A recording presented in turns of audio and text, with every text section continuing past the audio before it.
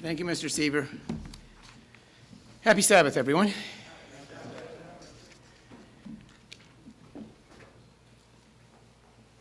My job is in the banking industry. I'm a computer programmer. Am I able to glorify God in my work? Well, not by the programs I write, or it's just taking data and printing it on a statement, or displaying it on a screen, or doing some calculations. Sometimes I debug issues, or I plan for future enhancements. But glorifying God doesn't seem that way. So is what I'm doing of no value? Is it of no value to God? And would God ever guide a man into a job that has nothing to do with the ministry or the worship of God? Well, yes. And that man can greatly glorify God no matter what job he has and no matter what his circumstances are. So today, I want to look at one such biblical example, namely that of the biblical patriarch Joseph, and what we can learn from his story and what we can apply to our own lives. Turn to Genesis 37. We'll start looking at the story there. Joseph was the 11th son of Jacob, the son of Jacob's old age. And he was the first son of Jacob's beloved wife Rachel. As such, Jacob favored Joseph, and that caused problems with his older brothers, as we'll see. Genesis 37, verse 2. Joseph, being 17 years old, was feeding his flock with his brothers. Skipping ahead, and Joseph brought a bad report of them to his father. Okay, now he's perceived as a tattletale by his older brothers. Verse 3. Now Israel, of course, is another name for Jacob. Israel loved Joseph more than all his children because he was the son of his old age. He also made him a tunic of many colors. But when his brothers saw that their father loved him more than all his brothers, they hated him and could not speak peaceably to him. Now, here, we could blame the brothers, but it is also reasonable to conclude that Joseph was proud and perhaps even a touch of arrogance. After all, his father favored him, and he knew it. He made him a special garment, and Joseph saw himself as a supervisor of sorts over his older brothers. And he was 17 years old, immature. Now, as we know, God resists the proud and gives grace to the humble, and men tend to do the same thing. His brothers resisted him. Verse 5. Now Joseph had a dream, and he told it to his brothers, and they hated him even more. He said to them, "Please hear this dream which I have dreamed. There we were, binding sheaves in the field. Then behold, my sheaf arose and also stood upright, and indeed your sheaf stood all around and bowed down to my sheaf." Verse 8. And his brothers said to him, Shall you indeed reign over us? Or shall you indeed have dominion over us? So they hated him even more for his dreams and for his words. Then he dreamed still another dream and told it to his brothers. He said, "Look, I have dreamed another dream, and this time the sun, the moon, and the 11 stars bowed down to me." Verse 10. So he told it to his father and his brothers, and his father rebuked him and said to him, "What is this dream you have dreamed? Shall your mother and I and your brothers indeed come and bow down to the earth before you?" And the brothers envied him. But the father kept the matter in mind. So this sets up more reasons why his brothers hated him, valid or not. Now these dreams show that God was working with Joseph. He's working his plan through Joseph very early on, even though it was not evident to anyone. Notice, too, that Joseph doesn't give any credit to God for these dreams, only mentioning that he, Joseph, is the one that's being bowed down to. So God was working with Joseph, but he wasn't called to be a priest or a prophet or anything of that nature. He wasn't called to preach the gospel to the world. In fact, he wasn't called into any religious office at all. In that way, he was a lot like most of us. You and I have also been called by God, not into any religious office, at least not in this life. But I'm not Joseph. I'm a computer programmer from El Cajon. What possible difference might I make? Well, let's see. Let's continue on the story. Verse 14. Jacob sends out Joseph to check on his brothers with the flocks. Verse 17. So Joseph went after his brothers and found them in Dothan. Now when they saw him afar off, even before he came near, they conspired against him to kill him. And they hated him to kill him. And they said to one another, look, this dreamer is coming. Come, therefore, let us now kill him and cast him into some pit, and we shall say some wild animal has devoured him. We shall see what shall become of his dreams. Huh. Yeah, we shall see. But Reuben heard it, and he delivered him out of their hands from killing him. And he said, let's not kill him. And Reuben said, shed no blood, but cast him into this pit, which is in the wilderness. So do not lay a hand on him. So it came to pass, when Joseph had come to his brothers, that they stripped Joseph of his tunic, the tunic of many colors that was on him. They took him, cast him into a pit. The pit was empty. There was no water in it. And they sat down to eat a meal, probably some distance away, maybe to avoid hearing his pleas, his agony, if you will. Then they lifted up the brothers then lifted up their eyes and looked, and there was a company of Ishmaelites coming from Gilead with their camels, bearing spices, balm, and myrrh, on their way to carry them down to Egypt. So Judah said to his brothers, what profit is there if we kill our brother and conceal his blood? Come and let us sell him to the Ishmaelites, and let not our hand be upon him, for he is our brother and our flesh. And the brothers listened. Then the Midianite traders passed by. So the brothers pulled Joseph up and lifted him out of the pit and sold him to the Ishmaelites for 20 shekels of silver. And so they took Joseph to Egypt. Now this has been a little troublesome. They saw the Ishmaelites come by, and they did not apparently see the Midianites. If we look at the New King James says, as I read, the Midianites traders passed by, so the brothers pulled Joseph up and lifted him out of the pit and sold him to the Ishmaelites. However, the words the brothers is not in the original text. It's just they. The King James reads, then there passed by Midianite merchantmen, and they drew and lifted up Joseph out of the pit and sold Joseph to the Ishmaelites for 20 pieces of silver. The brothers were eating a meal at some distance, and they saw the Ishmaelites, but it's entirely possible that they were totally unaware of the Midianites. Maybe they came from a different direction or something, but the Midianites apparently heard Joseph's cries, pulled him out of the pit, and sold him to the Ishmaelites. This all could have happened without the brothers being aware at all. And in fact, in verse 29, then Reuben returned to the pit, and indeed Joseph was not in the pit, and he tore his clothes. Apparently Reuben had, like I said, no idea what happened to him. They didn't know. He returned to his brothers and said, the lad is no more. And where shall I go? So Reuben was apparently surprised that Joseph was no longer in the pit. He went back to his brothers and told them Joseph was gone. So again, it's quite possible that the Midianites came in unbeknownst to the brothers and pulled him from the pit and sold Joseph before any of the brothers could go back to the pit. In that case, the brothers didn't really care. And they went ahead anyway and concocted the story to convince their father Jacob that Joseph had been killed. Verse 31, so they took Joseph's tunic, killed a kid of the goats, and dipped the tunic in blood. Then they sent the tunic of many colors, and they brought it to their father and said, we have found this. Do you know whether it is your son's tunic or not? Kind of a dumb question, but he recognized and said, it is my son's tunic. A wild beast has devoured him, and without doubt, Joseph is torn to pieces. And Jacob tore his clothes, put on sackcloth on his waist, and mourned his son for many days. And all his sons and all his daughters arose to comfort him, but he refused to be comforted. After all, Joseph was his special one. For I shall go down into the grave to my son in mourning. And his father wept for him. Now Jacob almost certainly remembered Joseph's dreams and probably was puzzled about how now there was no chance for them to be fulfilled.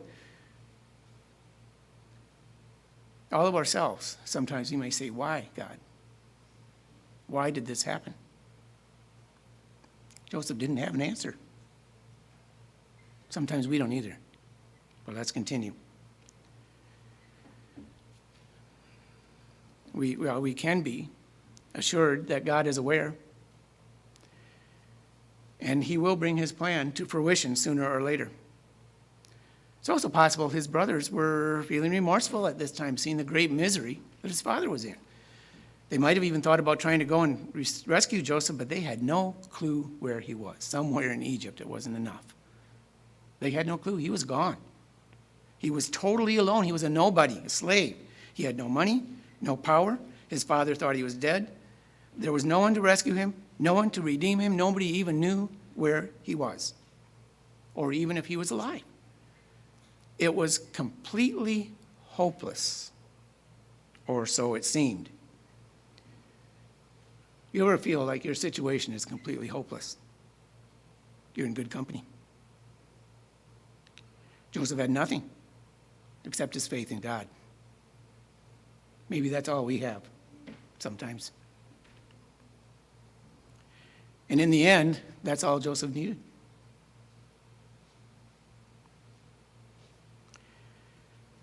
It's our choice, our actions, whether we remain faithful to God regardless of our circumstances. You know, faith is a gift from God, but we have a role in it. We need to practice that faith. Trust God. Step out boldly if needed.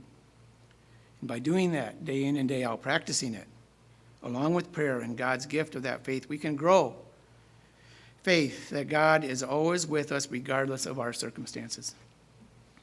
Obedience is part of this too. I'm jumping ahead a bit.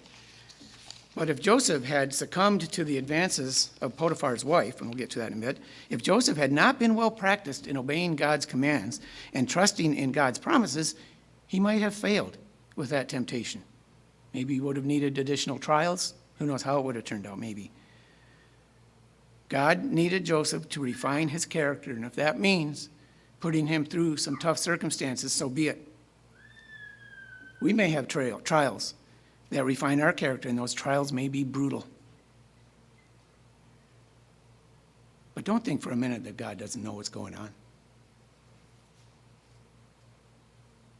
that he's not aware. And remember, God is a whole lot more concerned with our eternal character than he is with our temporary comfort.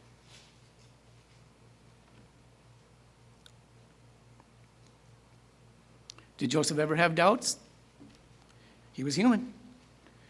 We all have some degree of doubt sometimes. I think of it as two extremes. You have extreme doubt over here, and you have perfect faith over here.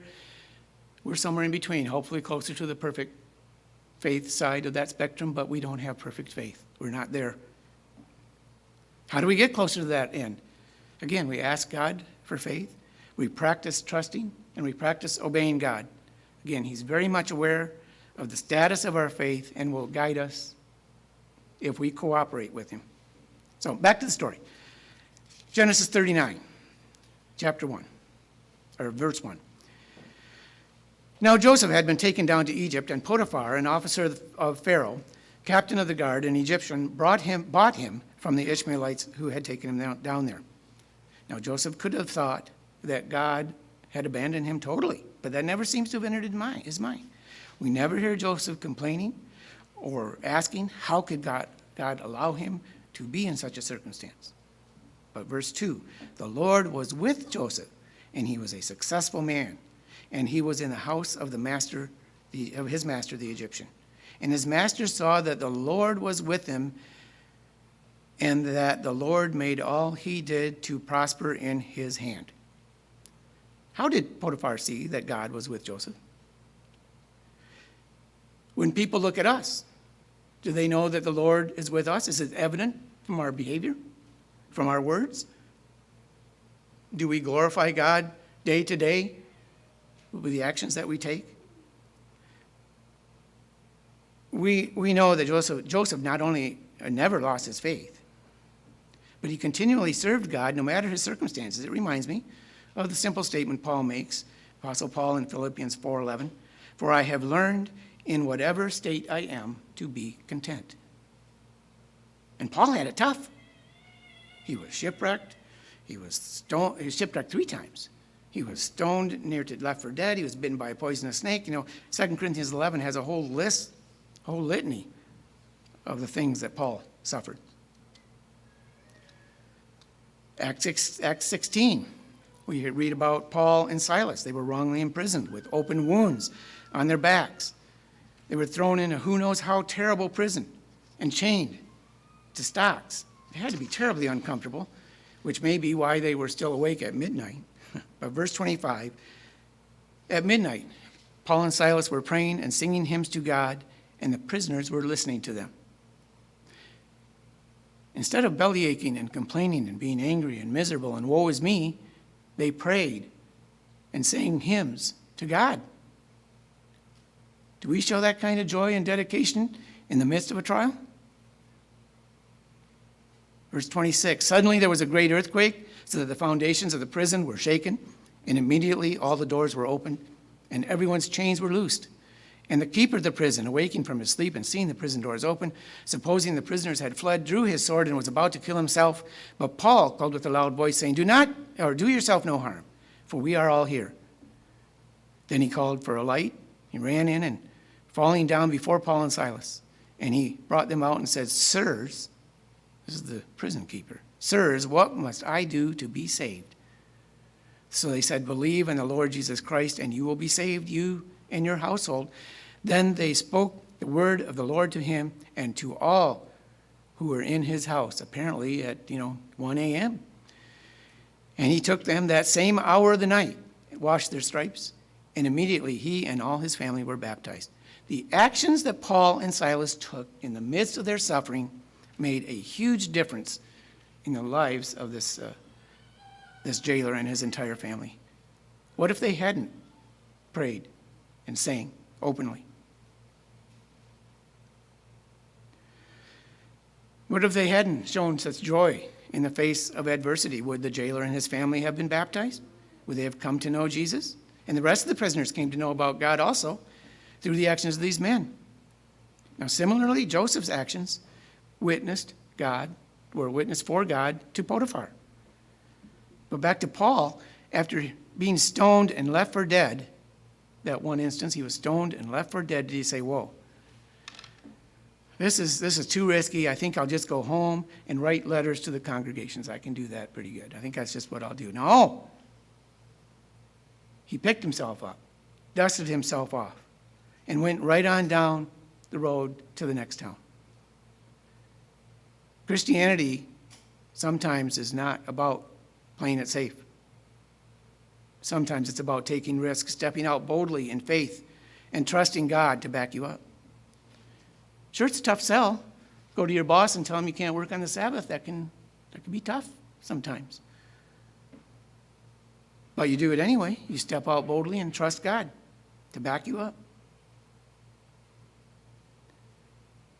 Trust him to keep his promises. Paul knew that God was with him. Joseph knew that God was with him.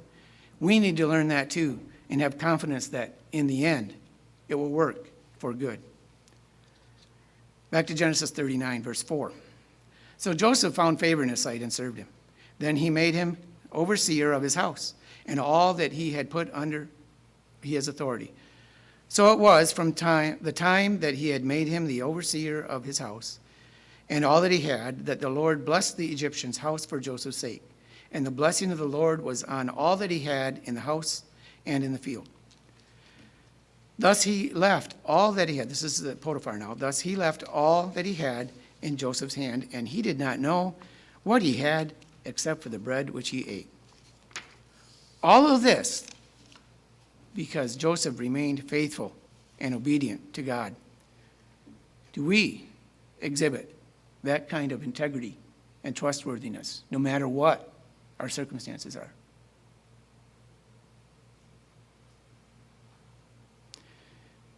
Nowhere, if you notice, nowhere did Joseph engage Potiphar in any religious discussion of any kind. No arguments, no preaching, no teaching. He just did his job to the best that he could. We're familiar with Ecclesiastes 9, verse 10. Whatever your hand finds to do, do it with your might. Simple principle. Colossians 3:22. Bondservants, obey in all things your masters according to the flesh, not with eye service as men pleasers, but in sincerity of heart, fearing God.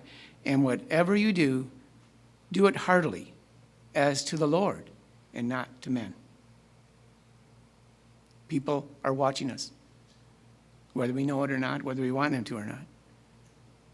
They know we're God worshipers. They know we're Sabbath keepers, even if we say nothing.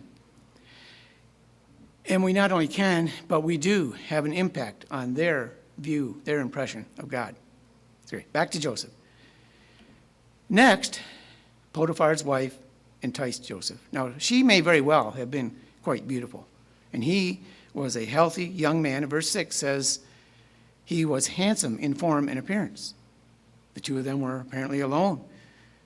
But even in this temptation, Joseph obeyed God and did not commit adultery. The end of verse 9. How then can I do this great wickedness and sin against God? This sin, this is, by the way, long before the Ten Commandments were given to Moses. Yet adultery was clearly a sin. Now, there's a discussion for another time, but adultery was a sin.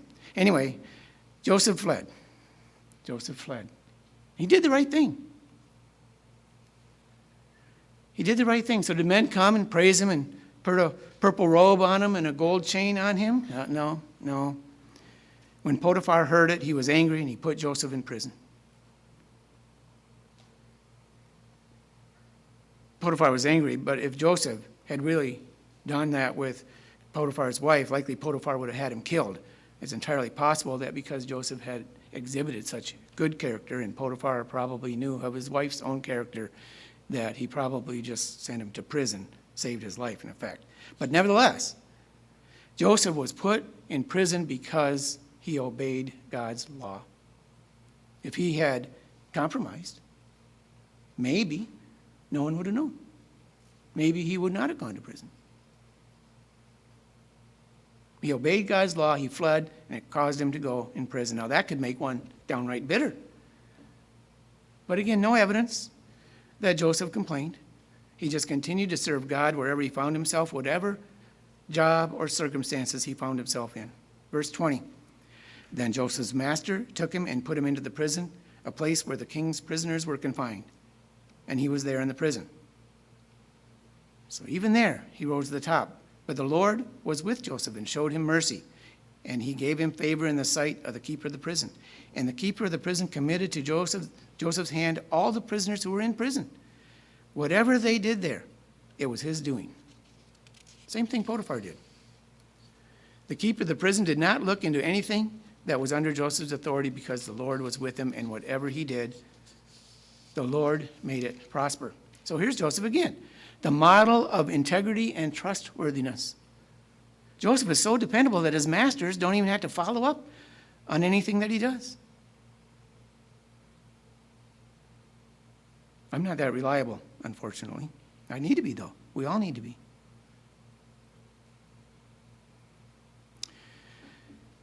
What follows in chapter 40 is the story of Pharaoh's butler and baker, both being imprisoned with Joseph and both have dreams. In verse 8, and they said to Joseph, we each had a dream, and there's no interpreter of it. So Joseph said to them, do not interpretations belong to God? Tell them to me, please. Now this is interesting. Joseph does not exalt himself here. He exalts God, the true giver of the interpretations, which is something he did not do with his earlier dreams involving his brother and his father. By this time, he had gained in maturity and humility and giving God the glory. And Joseph interprets both dreams correctly, saying the butler will be restored and the baker will be executed. And in verse 14, Joseph says to the butler, but remember me when it is well with you, and please show kindness to me and make mention of me to Pharaoh, and get me out of this house, for indeed I was stolen away. And he tells us his whole story. But in verse 23, yet the chief butler did not remember Joseph, but forgot him. And in verse 41, then it came to pass at the end of 2 more years, Pharaoh had a dream. All these times of trials. But Pharaoh now has his dream. It's time for Joseph's training to be finished and for him to be ready for a position of even greater authority. 13 years in prison in preparation for this. All along, he had been a witness for God through his behavior. and he had grown in faith and trust. And if we sometimes matter, what are we doing? These years I've been slaving away at this, accomplishing nothing. You could have said that about Joseph. God was preparing him.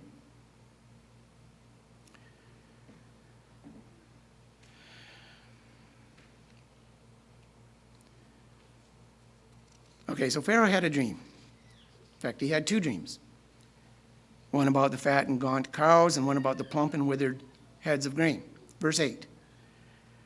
Now it came to pass in the morning that his spirit was troubled, this is Pharaoh's spirit, and he sent and called for all the magicians in Egypt and all its wise men. And Pharaoh told them his dreams, but there was no one who could interpret them for Pharaoh. Then the chief butler spoke to Pharaoh. Now he remembers Joseph, relating the story of Joseph's interpretation of their dreams in prison. Verse 14. Then Pharaoh sent and called Joseph, and they brought him quickly out of the dungeon, and he shaved, changed his clothing, came to Pharaoh. And Pharaoh said to Joseph, I have had a dream, and there is no one who can interpret it. But I have heard it said of you that you can understand a dream, interpret it. So Joseph answered Pharaoh, saying, it is not in me. God will give Pharaoh an answer of peace. You know, Joseph, here he is, a humble attitude again, giving God the glory. His humility is evident now. And you notice how similar this is to what Daniel said when he came before Nebuchadnezzar. Daniel 2:26, the king answered and said to Daniel, whose name was Belteshazzar, are you able to make known to me the dream which I have seen and its interpretation? Daniel answered in the presence of the king and said, the secret which the king has demanded, the wise men, the astrologers, the magicians, and the soothsayers cannot declare to the king, but there is a God in heaven who reveals secrets, and he has made known to King Nebuchadnezzar what will be in the latter days.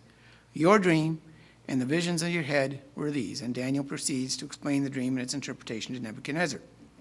But again, he gave glory to God. And at the end, then the king promoted Daniel and gave him many great gifts, and he made him ruler over the whole province of Babylon and chief administrator over all the wise men of Babylon. What happened to Joseph? He interpreted Pharaoh's dreams and proceeded to give advice as to what he thought should be done concerning the coming 7 years of plenty and 7 years of drought. Genesis 41:37. So the advice was good in the eyes of Pharaoh and in the eyes of all his servants. Oh, 38, verse 38, look at this. And Pharaoh said to his servants, can we find such a one as this? Where can we find such a one as this? A man in whom is the Spirit of God. Joseph did such a great job of glorifying God that Pharaoh was searching for someone filled with God's Spirit. Of course, there wasn't anybody except Joseph. Verse 39, then Pharaoh said to Joseph, inasmuch as God has shown you all this, there is no one as discerning and wise as you. You shall be over my house, and all my people shall be ruled according to you, according to your word. Only in regard to the throne shall I be greater than you.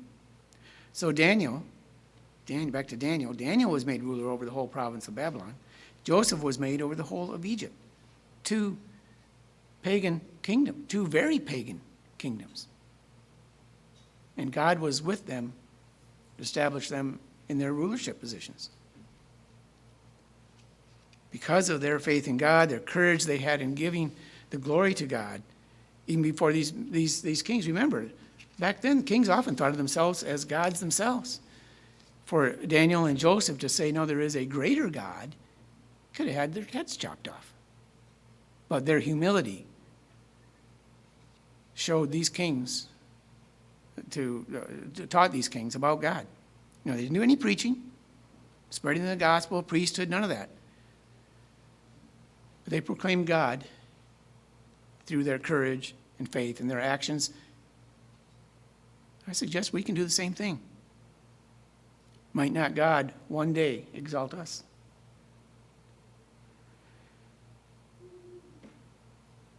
And they had both grown, at least Joseph had grown, Daniel may have had it all along, we don't know, but they had humility.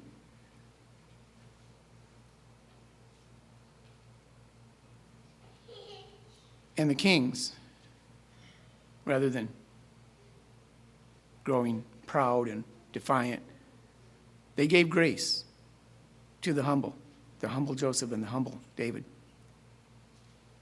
Joseph got to see his father again, and all of Israel was saved by Joseph. Pharaoh was so impressed with Joseph. Look what he says in chapter 45, verse 18. This is Genesis 45, verse 18. Bring your father and your households and come to me. I will give you the best of the land of Egypt, and you will eat the fat of the land. This is in the middle of a drought. This is 2 years in. So Potiphar and Pharaoh, two of the most powerful men in the world, along with who knows how many other people in Egypt, came to know about God from the way Joseph lived his life. Joseph did his part, proclaiming God's greatness in the only way he could, really, obedience. And when it was all said and done, Joseph said, God meant it for good. Genesis 50, verse 20. All that he had gone through, God meant it for good. All the suffering, hopelessness, despair, persecutions, but God was there all along, using these experiences to accomplish his will. You know, life can be hard. And it is hard sometimes. Suffering, painful. Hopefully all of us can one day say, God meant it for good.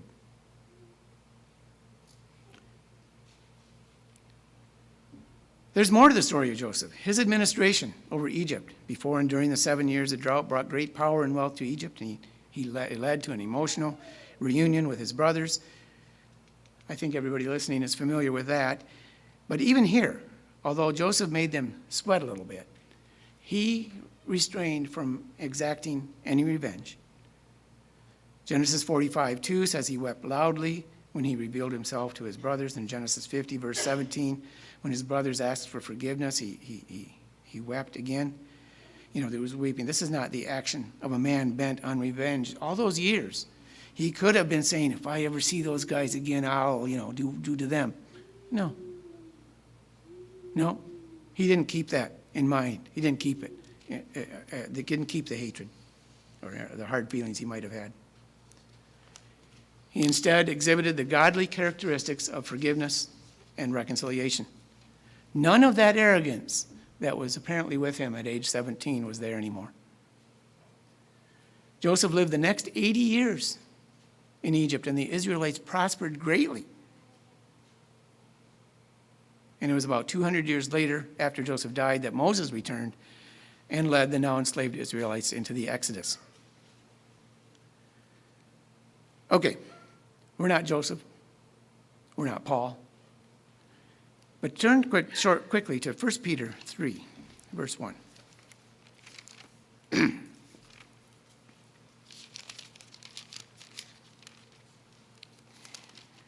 1 Peter 3 and verse 1.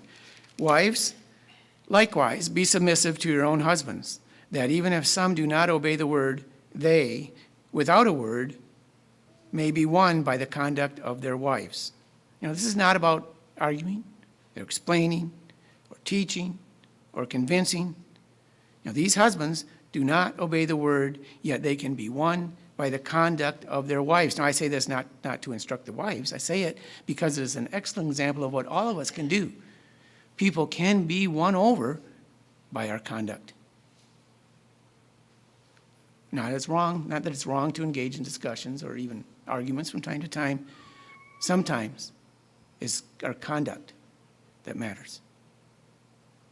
On the other hand, if our behavior is bad, we can be like King David. When Nathan, the prophet, came to him after David had sinned, and Nathan said, "You have given great occasion to the enemies of the Lord to blaspheme." 2 Samuel 2:14. So it does go the other way. But let's remember Matthew 5:16. Let your light so shine before men that they may see your good works and glorify your Father which is in heaven. The bottom line is here, we all have opportunities to glorify God, to proclaim God, to significantly contribute to the work of gaining disciples for Jesus Christ. And we can do it by our actions in every aspect of our lives, our jobs, our homes, our relationships, our communities, everywhere, no matter the circumstances. I encourage you all to take advantage of that great opportunity.